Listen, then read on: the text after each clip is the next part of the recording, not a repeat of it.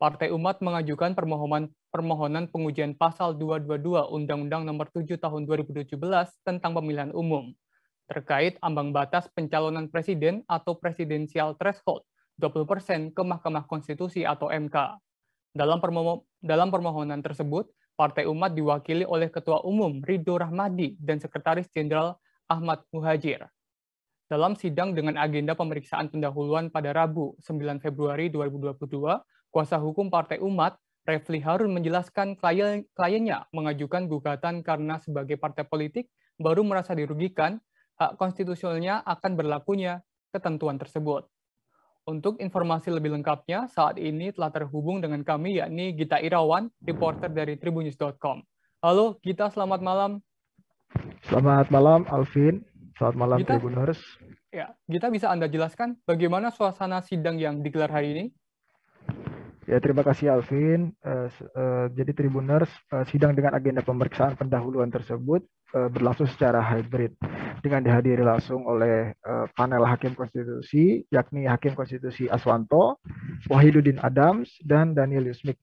Sedangkan kuasa dari prinsipal pemohon dihadiri secara daring oleh Sekretaris Jenderal Partai Umat Ahmad Muhajir, kemudian kuasa hukum pemohon Refli Harun, Salman Darwis, dan Muhammad Razif Barokah, serta yang lainnya. Sidang tersebut berlangsung tertib dan lancar selama sekira 30 menit.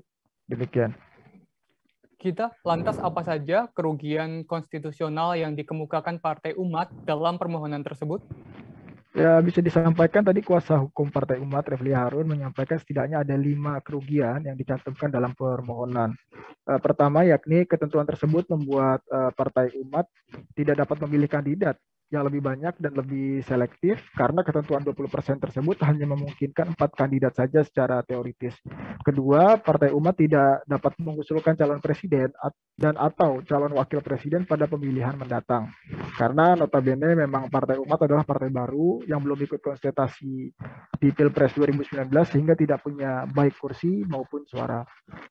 Yang ketiga adalah terkait dengan prinsip keadilan. Partai Umat tidak mendapatkan keadilan dan persamaan dalam pemilihan mengingat prinsip pemilihan umum adalah jujur dan adil.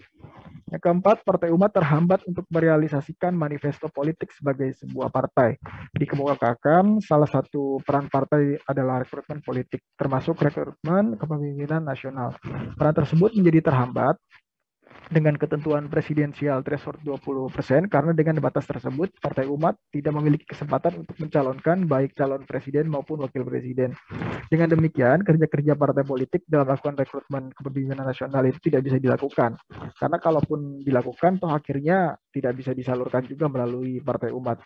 Yang kelima adalah secara sosiologis, pasal 222 yang digugat tersebut menimbulkan polarisasi. Padahal partai politik tugasnya bukan menciptakan disintegrasi atau memunculkan perpecahan, melainkan untuk persatuan demi wujudkan tujuan nasional. Demikian, Alvin.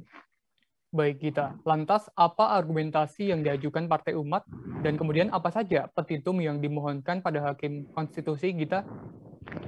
Ya, tadi disampaikan juga oleh kuasa hukum pemohon, yakni Muhammad Razif Barokah, yang membacakan 10 poin pokok permohonan tersebut.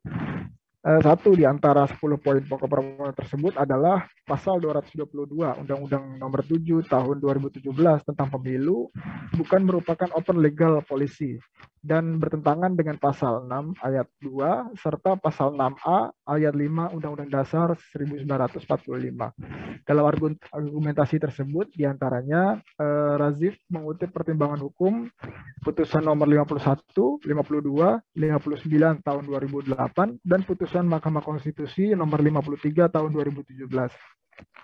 Razif juga membacakan 3 poin petitum permohonan berdasarkan 10 poin argumentasi yang telah disampaikannya dalam pokok permohonan. Pertama, yakni mengabulkan permohonan para pemohon untuk seluruhnya.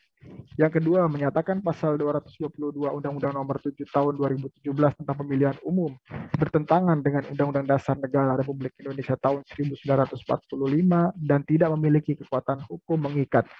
Yang ketiga adalah memerintahkan pemuatan putusan tersebut ini dalam Berita Negara Republik Indonesia, atau apabila Mahkamah Konstitusi berpendapat lain, mohon putusan seadil-adilnya ex aequo et bono. Demikian, Alvin. Terima kasih sudah nonton. Jangan lupa like, subscribe, dan share ya.